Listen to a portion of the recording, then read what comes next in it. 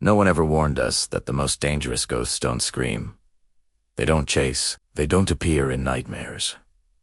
Sometimes, they simply wait quietly until guilt becomes louder than fear. This story begins on a road no one uses anymore, leading to a village that pretends nothing ever went wrong. The village was called Devper, a place surrounded by dense forests, where mobile signals died before sunset, and traditions were followed without question. Outsiders rarely stayed long, not because the villagers were hostile, but because the air itself felt heavy, as if the land was holding its breath.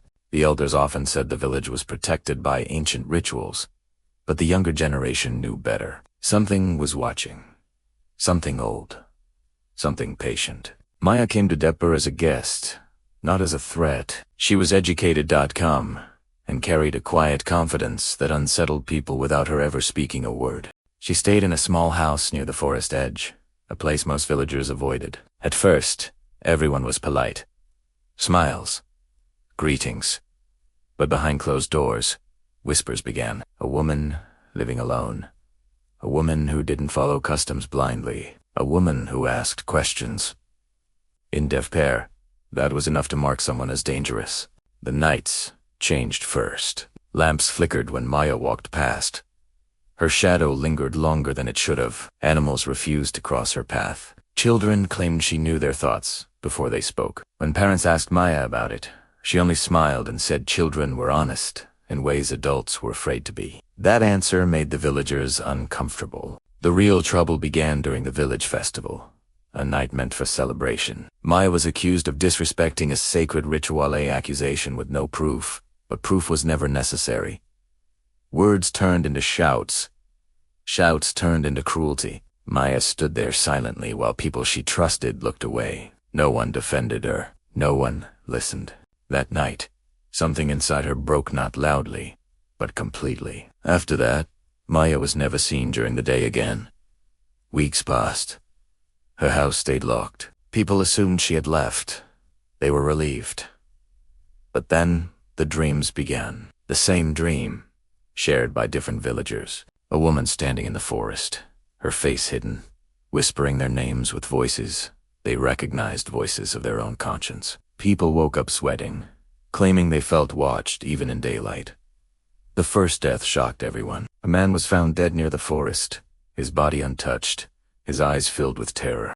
No signs of struggle, just deep claw marks on the ground around him, as if something invisible had dragged fear itself across the soil. That night, villagers heard soft footsteps circling their homes. Barefoot. Slow. Deliberate. Soon, reflections became unreliable. Mirrors showed faces that weren't there. Water reflected eyes that blinked too late. People avoided looking at themselves, and in every reflection, one name echoed in silence: Maya. An old priest finally spoke the truth no one wanted to hear. Maya had not become a ghost.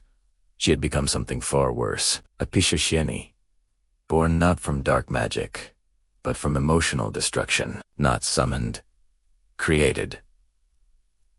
Her power didn't come from curses, but from the pain people refused to acknowledge. Unlike other spirits, Maya didn't kill out of hunger. She punished out of memory. Those who mocked her lost their voices.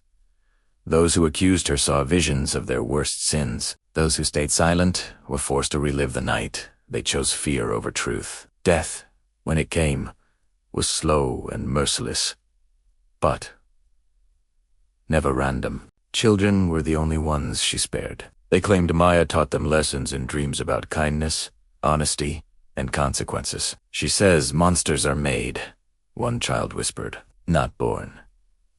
A journalist named Arov arrived searching for a supernatural story. What he found was far worse than a ghost. He uncovered the truth how the village destroyed a woman emotionally and then erased her existence. When Arov confronted the villagers, strange things happened. The air grew colder.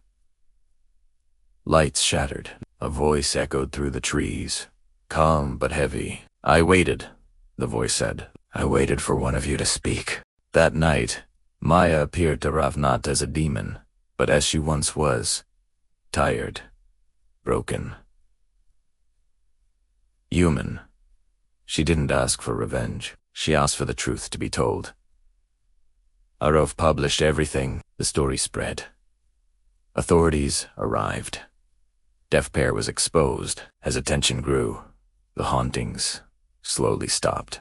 On the final night, Arav stood near the forest. A soft breeze passed. For a moment, he saw Maya's reflection in the dark glass of his phone screen.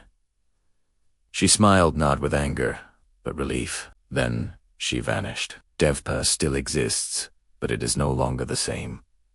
People speak more carefully now.